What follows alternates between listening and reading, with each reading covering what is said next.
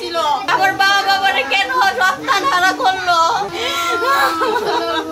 মারছে, মাথা আঘাত করছে, সমস্ত শরীরে, হাতে পায়ে সমস্ত শরীরে মাথার মধ্যে আঘাত করছে।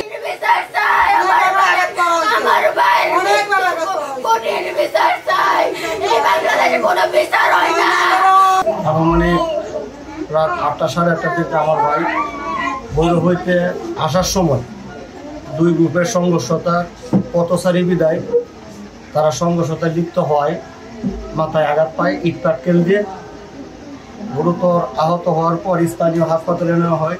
সেখান থেকে তার অবস্থা বেগতিক থেকে তারা ট্রান্সফার করে ভাগলপুর। সেখানেও তারা রোগীকে না রেখে অবস্থা ক্রিটিক্যাল বিদায় তাকে ট্রান্সফার করা হয় ঢাকা মেডিকেল হাসপাতালে। সর্বোপরি রাত আনুমানিক 2:30 থেকে 3টায় ডাক্তার রোগীকে অর্থাৎ তুফাদুল হোসেন আনন্দকে মৃত ঘোষণা করে। বসুন্ধরা টিস্যু, অশুদ্ধতার বিরুদ্ধে এক বিন্দুও ছাড় নয়। দুইটা গ্রুপ বলা যায়, ভূগোল আর হচ্ছে রোজেন, তাদের মধ্যে আধিপত্য বিস্তার নিয়ে বিভিন্ন কারণে সামাজিক বিষয় নিয়ে বিরোধ আছে। এতে এক পক্ষ মহড়া দেয়, এটা সংবাদ পেয়ে আর এক পক্ষ মহড়াতে অংশগ্রহণ করে। উভয় পক্ষের মধ্যে ঢিল সহ বেশি অস্ত্র নিয়ে দাঙ্গা হাঙ্গামা হয়। রাস্তা ব্যারিকেড রাখে পুলিশ এবং সেনাবাহিনী গিয়ে তাদেরকে নিবৃত্ত করে। এক পর্যায়ে তারা ছত্রভঙ্গ হয়ে যায়। সেনাবাহিনী অভিযান চালিয়ে আশপাশে কিছু সন্দেহজনক ব্যক্তিকে আটক করে থানায় সুপর্দ করে।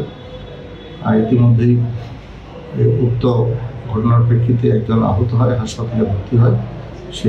তার নাম হচ্ছে আনন্দ, তার বাড়ি সাগাইয়া। সে ভুল ইনফরমেশন দিয়ে ঢাকা মেডিকেলে ভর্তি হয়ে পরে সে রিক্সার থেকে পড়ে মারা গেছে। কিন্তু আমরা তদন্ত করে জানি যে সে এই ঘটনার সময় মাথায় আঘাতপ্রাপ্ত হয়ে হাসপাতালে ভর্তি হয় ভৈরবে। সেখান থেকে তাকে ঢাকা মেডিকেলে প্রেরণ করা হয়। সে মৃত্যুবরণ করে। ঘটনাটা মৃত্যু, এটি আমি জানি।